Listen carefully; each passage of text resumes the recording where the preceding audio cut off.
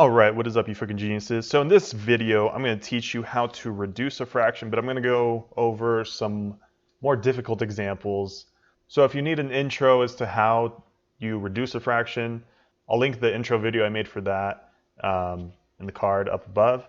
But other than that, if you just need to see some examples as to how to reduce proper, improper, and mixed fractions or mixed numbers, both positive and negative examples, that's what I'm going to break down in this video. All right, so let's get straight into it. So what if I gave you 7 over 287? Okay, how could we reduce this? Well, remember, whenever you have a prime number, so in this case we have 7, a prime number is only divisible by itself in 1, right? So this is only divisible by 1 and 7.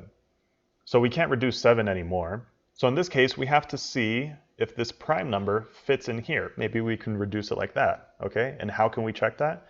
Just by dividing it. So if I have 287 divided by 7, what is that? Does 7 go into 2? No. Does 7 go into 28? Sure. 7 goes into 28 4 times. 4 times 7 is 28. Subtract, right? You get a 0. We bring down this 7. Does 7 go into 7? Yes. How many times? Just once, right? And then 1 times 7 is 7, and we have no remainder. Okay, so 7 goes into 287 41 times, evenly. That's the key, evenly. All right, so how do we reduce this? Well, you just divide the top by 7, and you divide the bottom by 7. Right, so what's 7 divided by 7? That's just 1. And we just did this problem, 287 divided by 7. What's that equal? 41, right? So this reduces down to 1 over 41. Okay, so let's do another example. I'll just split it down the middle. All right, what if I gave you 44 over 4? All right, so whenever you see a double number, so what do I mean by a double number? So whenever you see 11, 22, 33, 44, right, etc., all the way up to 99. Okay, all these numbers, you instantly know they are divisible by 11. Okay, so that's normally a good hint as to how you can reduce this. Okay, so knowing that, what two numbers multiplied together equal 44? Well, 11 times 4 equals 44, right? So two factors that we can check so we can reduce this are 11 and 4, right? Does 11 go into 44? Yes. How many times? 4. Does 11 go into 4? No. So this one won't work. Now, the other one we can check is this one, 4. So does 4 go into 44? Yes. 11 times, right? Does 4 go into 4? Of course. It goes into itself just once.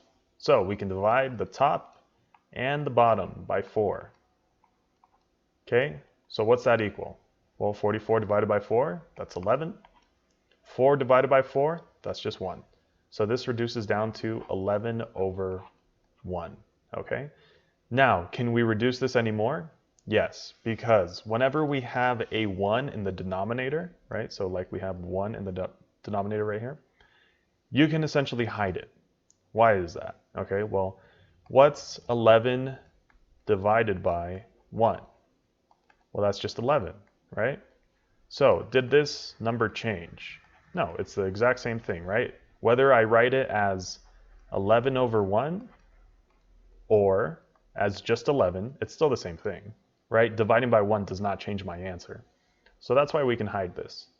So 11 over 1 can just be reduced down to 11. So let's do a few more examples. Okay, what if I had 1,000 over 10?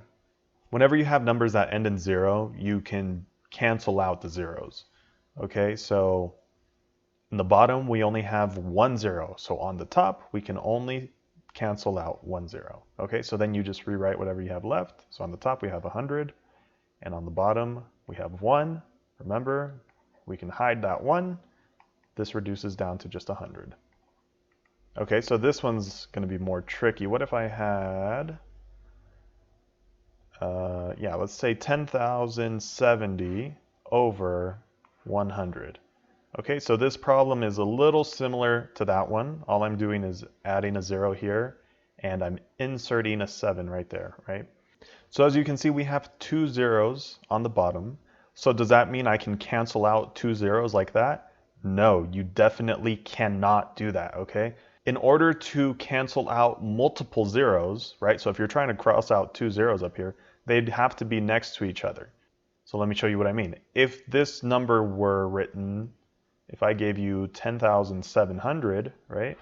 And we had 100 at the bottom, then yes, we could definitely cross out 2 zeros here and 2 zeros here, okay? But you can't just skip around numbers. I can't go past that 7 to get to that 0 and cross it out, okay? That does not work. That is not allowed, okay? So in this case, so let me rewrite this one more time. So if I have 10,070, okay, over 100, actually the only thing I can do is cross this 0 out, okay? So since I can only cross out 1 0 up here, I can only cross out 1 0 down here. Okay, so then this reduces down to 1007 over 10. Okay, so that's 1007 over 10. And this is as reduced as we can get it. Okay, so when you're crossing out zeros, remember, you can't just jump to another 0. They have to be next to each other, like they were here. All right, so let's do some negative examples. What if I gave you -3 over 6? What would this reduce down to? Nothing really changes. The only thing that changes is the negative sign. Okay, so 3 over 6, that just reduces down to 1 over 2, right? And then since we have a negative sign here, we got to keep it. So -3 over 6 reduces down to -1 over 2. Okay, that's the only extra step that we have. Okay, so if I gave you -120 over 48, well, I can see two factors for the top are 10 and 12, right? Because 10 times 12, that equals 120. So I could divide the top by 10, but could I divide the bottom by 10? No, because 10 does not go into 48 evenly. How do I know that? Okay, because 10 only goes into numbers that end in 0 evenly, okay? So 120, this number ends in 0, right? Does 48 end in 0? No, it ends in 8, right? So 10 does not go into 48. So the other number I could try is 12. Okay, so I could divide the top by 12, and I could divide the bottom by 12. 120 divided by 12, what is that? Just 10, right?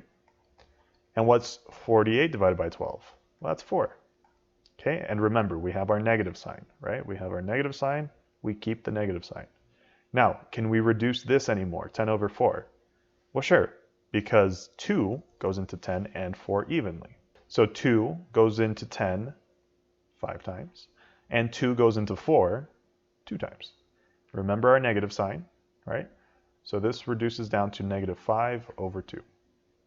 Okay, now let's do a couple mixed number examples. And you're going to see these are pretty straightforward too. So if I gave you 2 and 5/10, what does this reduce down to? Well, we're going to keep the whole number just the way it is. The only thing we're going to reduce is the fraction. Okay, so 5 over 10, what's that reduce down to? Well, 5 goes into, well, we could divide the top and the bottom by 5, right? So that would just reduce down to 1/2. Okay, and then we would rewrite this whole thing. So reduced, this is equal to 2 and 1/2. And the same thing applies to negative numbers. Okay, so if I gave you -5 and 4/6, well, the only thing we're looking at is the fraction. Okay, so 4/6, what's that reduced down to? Well, I could divide the top and bottom by 2, right? And that would give me 2/3. Okay, so my final answer would be -5, right? Because we have a negative here, so -5 and 2/3. All right, guys, so I hope that was helpful, seeing some different examples with proper, improper, and mixed fractions, both positive and negative numbers.